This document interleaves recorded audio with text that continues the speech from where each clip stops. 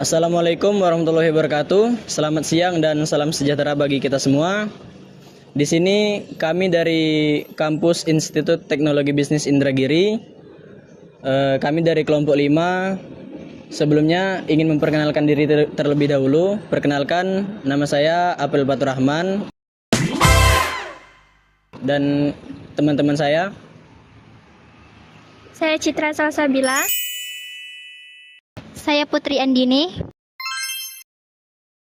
Saya Abdan Kaspila. Saya Amelia Puspita.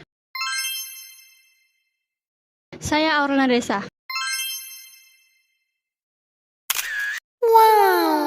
Di sini kami ingin menjelaskan satu materi yang berjudul Wawasan Nusantara. Di sini kami tidak hanya ingin menjelaskan, tetapi kami juga akan mewawancari seorang narasumber dan kami juga akan menanyakan sudut pandang seorang narasumber tersebut terhadap wawasan Nusantara.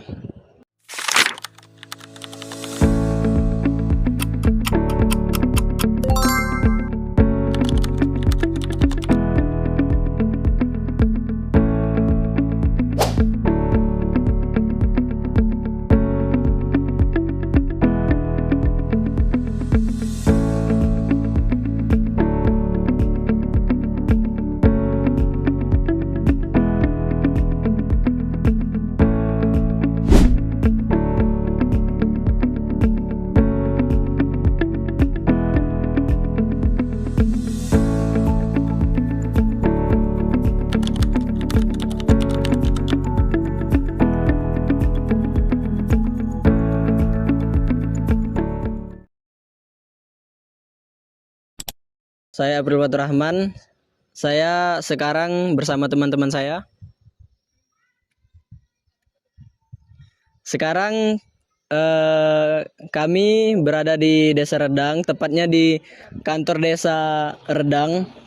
Dan pada hari ini kami akan mewawancarai seorang narasumber, yaitu Bapak Syahrizan selaku Sekretaris Desa. Kita akan mewawancarai mengenai materi Wawasan Nusantara dan kita akan mengambil ataupun mendengarkan pendapat ataupun pandangan dari sudut pandang Bapak tersebut. Assalamualaikum warahmatullahi wabarakatuh. Pada hari ini saya bersama teman-teman saya ingin mewawancari seorang narasumber. Di sini kami bersama Bapak Saya sendiri Syahrizan selaku Sekretaris Desa Redang. Sampai saat ini saya menjabat sebagai Sekretaris Desa Redang tuh lebih kurang 7 tahun ya, dari Mei 2018 sampai sekarang. Itu aja yang bisa saya sampaikan. Di sini kami akan mewawancarai Bapak siapa tadi? Syahrizan. Bapak Syahrizan dengan materi yang berjudul Wawasan Nusantara. Oke, masuki saja langsung ke pertanyaannya. Yang pertama, Pak, menurut Bapak, apa itu Wawasan Nusantara? Wawasan Nusantara itu cara pandang bangsa Indonesia terhadap diri dan lingkungan sebagai satu kesatuan dalam konsep menekankan persatuan walaupun Indonesia memiliki perbedaan budaya dan wilayah. Kemudian wawasan Nusantara itu sendiri dipandang sangat penting bagi bangsa Indonesia sendiri, karena di situ di dalam wawasan Nusantara ini kita dituntut untuk menghormati setiap perbedaan.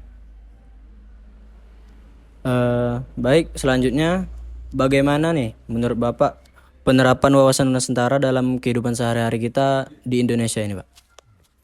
Kalau menurut saya pribadi, penerapan wawasan Nusantara di dalam kehidupan pribadi sehari-hari yaitu masih tergolong mungkin rendah di Indonesia, apalagi di kawasan perkotaan. Mungkin kalau di kawasan pedesaan mungkin kita, kalau untuk hal wawasan Nusantara mungkin masih banyaklah dipergunakan ya, tapi kalau untuk di perkotaan saya rasa mungkin itu agak sedikit berkurang, karena sama-sama kita ketahui memang sangat penting wawasan Nusantara itu, karena di situ kita bisa saling menghargai satu sama lain. Dan selanjutnya menurut Bapak, apakah generasi muda sekarang sudah menerapkan wawasan Nusantara tersebut apa belum, Pak? Kalau menurut saya untuk generasi muda sekarang untuk penerapan wawasan Nusantara itu sendiri masih tergolong kurang ya. Nah, karena kalau saya melihat pribadi saya itu di kalangan apalagi di generasi Z yang sekarang ini, kalau untuk itu kayaknya kurangnya pengetahuan mereka mungkin terkait wawasan Nusantara itu sendiri. Jadi dalam hal itu memang saya pikir perlu untuk ditingkatkan. Gitu. Dan selanjutnya, bagaimana nih cara untuk anak muda mendapatkan ilmu ataupun mengetahui agar mereka bisa mengerjakan ataupun menerapkan wawasan Nusantara tersebut? Apakah melalui pendidikan, apakah dari lingkungan, apa gimana, Pak? Sebenarnya pendidikan adalah salah satu cara generasi muda untuk mendapatkan pengetahuan terhadap wawasan Nusantara. Dan kemudian juga dalam dari orang tua ya. Orang tua itu sangat dominan sekali untuk mengajarkan putra-putrinya, anak-anaknya dalam pengetahuan wawasan Nusantara. Karena hal ini tidak terlepas dari adat istiadat atau adab dari kita selaku bangsa yang beradab ya. Jadi kita sangat ditekankan dalam hal itu. Jadi saya rasa untuk di lingkungan itu juga sangat dominan sekali. Di samping nanti jadi ada beberapa dari faktor lingkungan juga, dari orang tua, kemudian juga dari pendidikan. Itu perlu untuk ditingkatkan dan diterapkan dalam kehidupan sehari-hari.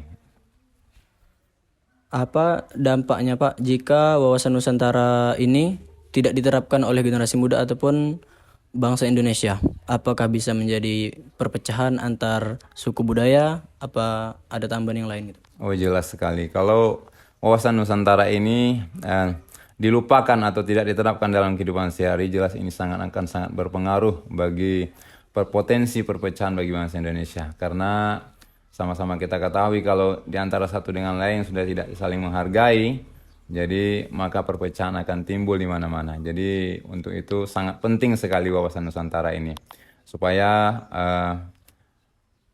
bisa Indonesia menjaga persatuan dan kesatuan Republik Indonesia. Itu saya rasa. Yang terakhir nih, Pak, menurut Bapak, apakah media sosial seperti TikTok, Facebook ataupun YouTube, Instagram dan lain-lainnya itu menghambat wawasan Nusantara atau membantu bangsa Indonesia untuk menjalankan wawasan Nusantara tersebut?